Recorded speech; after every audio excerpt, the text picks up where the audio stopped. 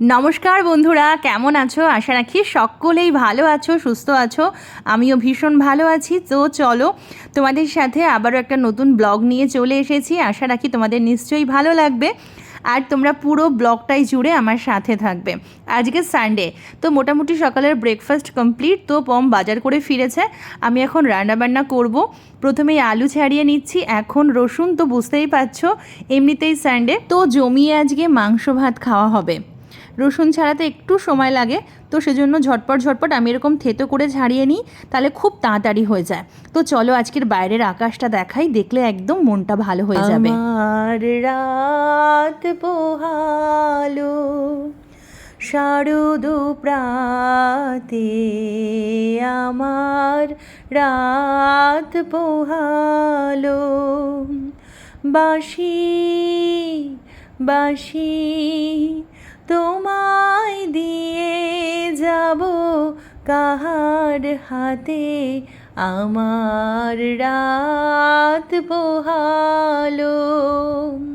যে কথা রয় প্রাণের ভেতর।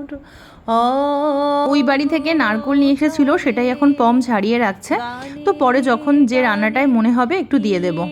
আর এই যে মাংসটাকে সুন্দর করে রাখা আছে, এখন আমি কড়াইয়ের মধ্যে বেশ করে সর্ষের তেল দিয়ে দিচ্ছি। এবার দেব ফোড়ন।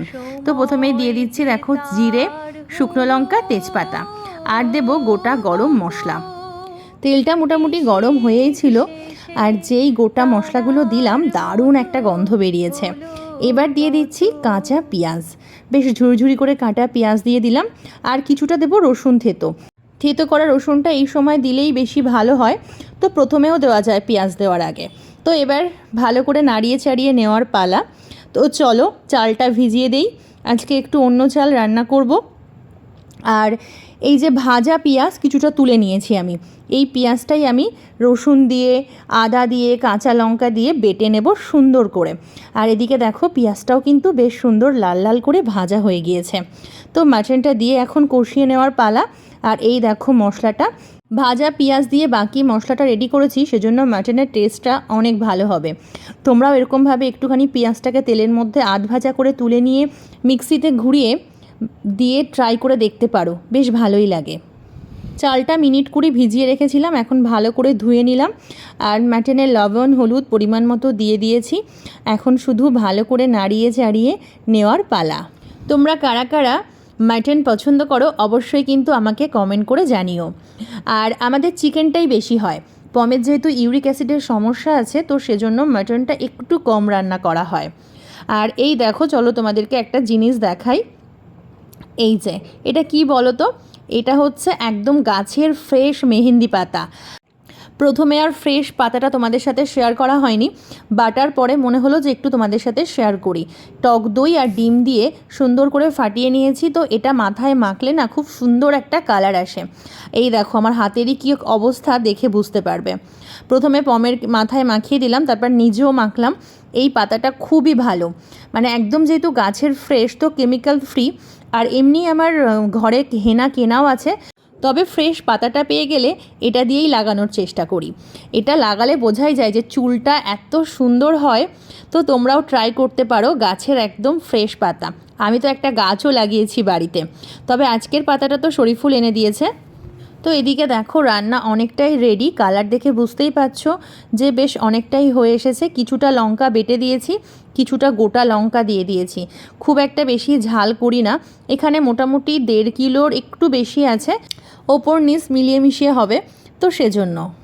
মাটন দিয়ে যাই করো, যারা মাটন প্রেমী তাদের সব কিছুই ভালো লাগে।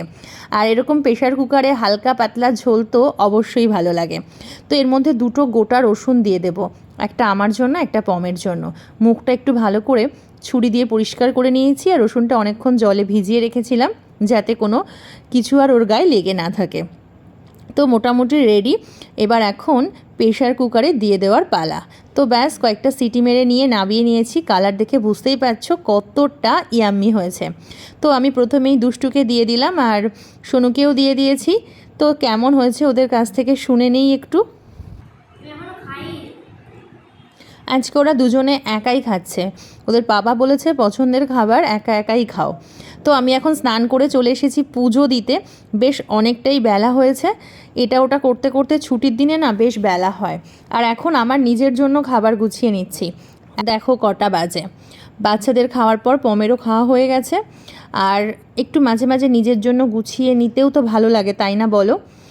তো চলো আজকের মতো আসি। তোমরা ভালো থেকো, সুস্থ থেকো, আর এভাবেই আমার পাশে থেকো। অনেক অনেক ভালোবাসা তোমাদের জন্য। তো চলো জমিয়ে আমি এখন খাওয়া দাওয়া করি। দেখা হবে আবার নেক্সট ব্লগে। ততক্ষণে তোমরা খুব খুব খুব ভালো থাকো, সুস্থ থাকো। আর শুধু নিজের জন্য নয়, ভিডিওর জন্যও কিন্তু একটু সাজিয়ে গুছিয়ে নেওয়া হয়।